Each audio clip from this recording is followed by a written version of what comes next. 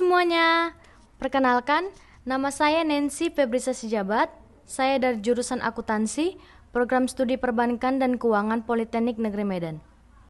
Pada kesempatan kali ini, saya akan menjelaskan tentang pengertian analisis laporan keuangan, tujuan analisis laporan keuangan, dan metode analisis laporan keuangan.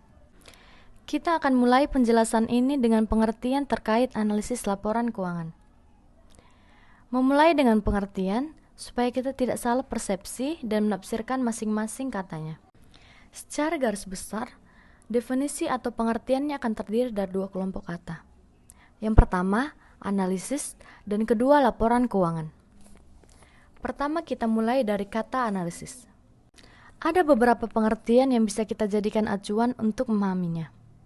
Pertama adalah menurut Kamus Besar Bahasa Indonesia atau KBBI.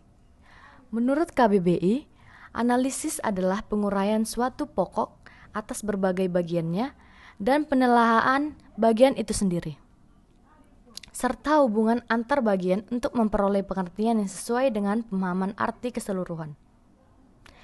Yang kedua, menurut Sofyan Syafri, analisis adalah memecahkan atau menguraikan suatu unit menjadi bagian unit terkecil. Selanjutnya, kita akan membahas tentang pengertian laporan keuangan. Kali ini juga menurut beberapa ahli di bidangnya.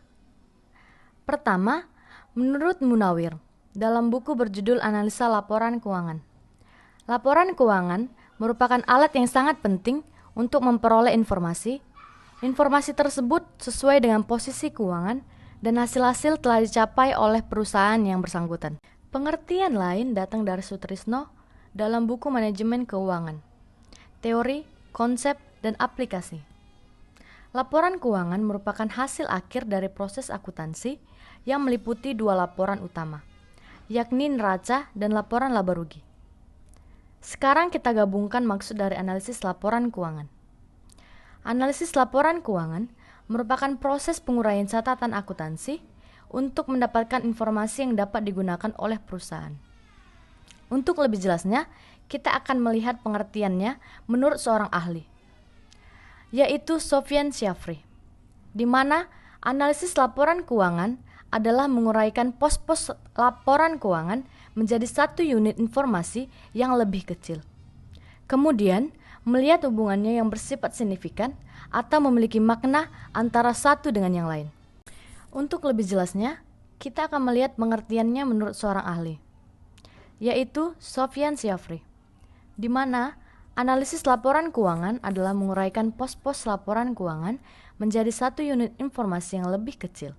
Kemudian, melihat hubungannya yang bersifat signifikan atau memiliki makna antara satu dengan yang lain, baik data kuantitatif maupun non-kuantitatif, dengan tujuan mengetahui suatu kondisi keuangan lebih dalam.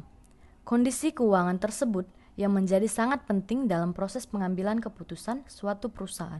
Selanjutnya, kita akan membahas tentang jenis-jenis laporan keuangan.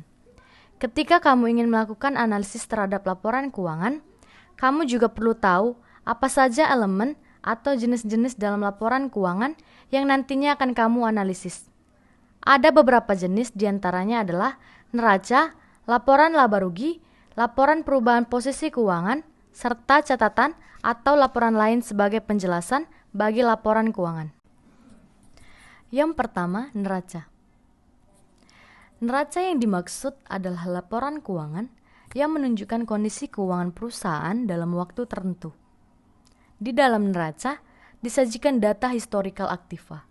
Data tersebut merupakan sumber operasi perusahaan yang dijalankan, utang yang merupakan kewajiban perusahaan, serta modal yang bersumber dari pemegang saham. Yang kedua, laporan laba rugi. Sesuai dengan namanya, mungkin kamu sudah paham apa maksudnya. Namun, kamu tetap harus tahu pengertian lengkapnya. Laporan laba rugi merupakan laporan yang berisi catatan keuangan dan kerugian perusahaan. Itu bisa berasal dari penjualan produk atau beban perusahaan. Yang ketiga, laporan perubahan posisi keuangan. Biasa disebut juga dengan daftar sumber dan penggunaan dana. Laporan ini akan menunjukkan asal kas dan kegunaan kas. Laporan ini terdiri dari dua jenis, Pertama, laporan perubahan model kerja. Kedua, laporan arus kas. Yang keempat, catatan dan laporan lain sebagai penjelasan bagi laporan keuangan. Catatan ini merupakan catatan yang tidak terpisah dari laporan keuangan. Pembuatannya disesuaikan dengan kebijakan akuntansi perusahaan. Jadi, ada atau tidaknya catatan ini bergantung pada kebutuhan dan kebijakan perusahaanmu. Catatan ini digunakan untuk membantu analisis laporan dan data lainnya, karena biasanya berisi catatan dan data yang lebih detail. Selanjutnya, kita akan membahas tentang tujuan analisis laporan keuangan. Setelah mengetahui pengertiannya, kamu perlu tahu juga tujuan dari melakukan analisis laporan keuangan. Berikut kita bahas beberapa poin yang merupakan tujuan dari analisis laporan keuangan. Yang pertama, membantu menilai kinerja. Maksud dari membantu dalam menilai kinerja adalah analisis laporan keuangan dapat dijadikan patokan atau acuan untuk melihat kinerja suatu perusahaan dalam satu periode. Hal tersebut karena laporan keuangan bisa menyajikan informasi terkait penjualan dari laba atau rugi yang didapatkan perusahaan. Yang kedua, menggali informasi keuangan. Melalui analisis laporan keuangan, kamu bisa menggali informasi keuangan perusahaanmu. Hal tersebut karena laporan keuangan mencatat setiap transaksi dan alur keuangan perusahaanmu. Yang ketiga, mengetahui kesalahan laporan. Ketika kamu membuat sebuah laporan, kamu akan memasukkan berbagai data dan merekapitulasinya. Saat itu, kamu mungkin belum tahu apakah laporan tersebut sudah baik atau memerlukan perbaikan. Melalui analisis, kamu jadi bisa mengetahui kesalahan yang ada dalam laporan kamu. Yang keempat, membandingkan perusahaan. Kamu mungkin bingung dengan kalimat membandingkan perusahaan. Hal yang dibandingkan sebetulnya masih pada ranah keuangan. Melalui analisis laporan keuangan, kamu bisa membandingkan kondisi perusahaanmu, baik dengan perusahaan lain ataupun kondisi perusahaanmu lintas periode akuntansi. Yang kelima, memprediksi potensi perusahaan. Analisis laporan keuangan dapat membantumu untuk memprediksi perusahaanmu di masa yang akan datang. Melalui analisis, kamu bisa melihat peluang dan meminimalisir kesalahan di masa yang akan datang. Tujuan yang terakhir adalah membantu dalam pengambilan keputusan. Seperti tujuan dasar dari pembuatan laporan keuangan, yaitu menghimpun data dan menyajikan informasi yang berguna untuk perusahaan. Maka, analisis laporan keuangan ini bisa dijadikan sumber informasi untuk mengambil keputusan strategis sebuah perusahaan. Selanjutnya, kita akan membahas tentang metode analisis laporan keuangan. Secara umum, ada dua metode analisis laporan keuangan, yaitu metode horizontal dan vertikal. Yang pertama, analisis horizontal. Metode analisis laporan keuangan horizontal adalah metode analisis dengan membandingkan pos-pos laporan keuangan yang sama pada periode yang berbeda.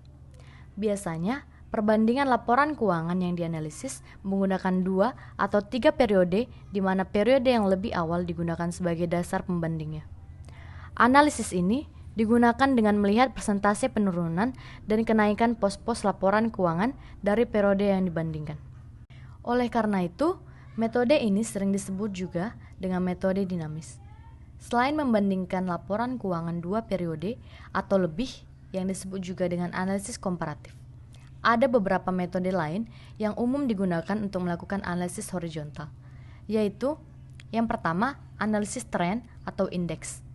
Analisis untuk mengetahui kecenderungan dari laporan keuangan. Analisis ini biasanya dinyatakan dalam persentase, namun dapat juga dinyatakan dalam indeks apabila menggunakan lebih dari 2 periode. Yang kedua, analisis sumber dan modal kerja. Digunakan apabila ingin mengetahui sumber dan alokasi modal perusahaan, serta faktor-faktor yang mempengaruhi perubahannya. Yang ketiga, analisis perubahan laba kotor.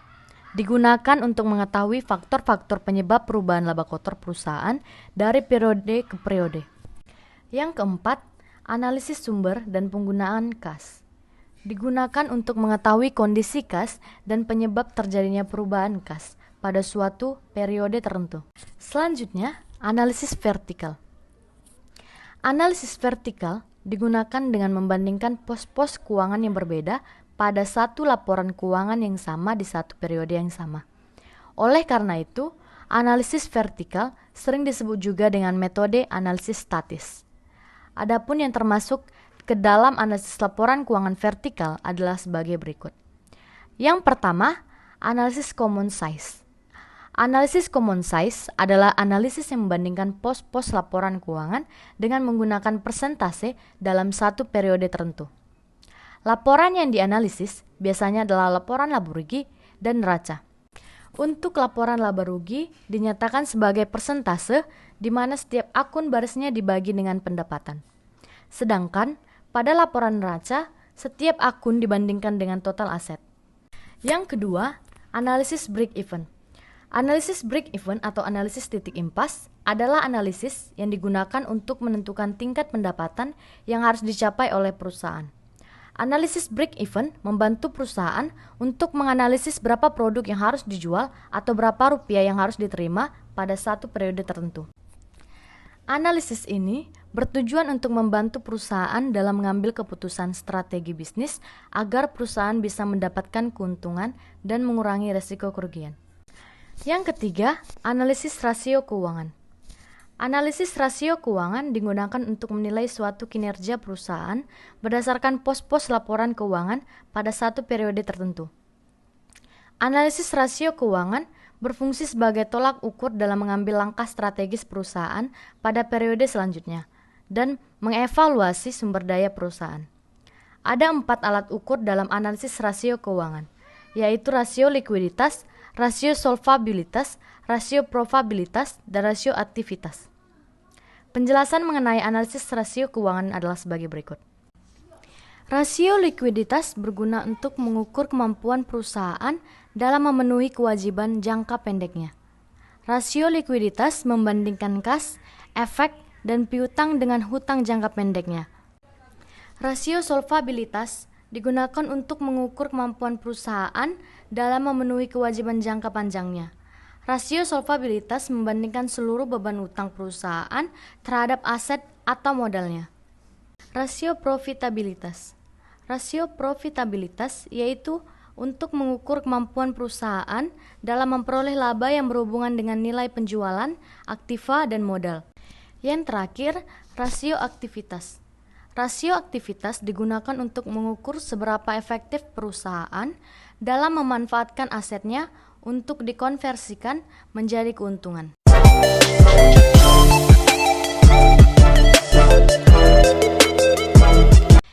Itulah penjelasan singkat mengenai pengertian analisis laporan keuangan, tujuan analisis laporan keuangan, dan metode analisis laporan keuangan. Namun secara umum, analisis laporan keuangan dibagi menjadi 2 metode, yaitu analisis vertikal dan juga horizontal, di mana perbedaan keduanya berada pada objek pembanding dan tujuan analisisnya. Dari kedua metode tersebut, Anda bisa mengembangkan metode analisis yang lebih komprehensif sesuai dengan kebutuhan analisis perusahaan. Sekian video dari saya, sampai jumpa di video selanjutnya. Bye! Baby, take my hand, I want you to be my best friend. Kiss you my Iron Man, and I love you 3000. Baby, take a chance, 'cause I want this to be something straight out of a Hollywood movie. I see you standing there, and nothing compares.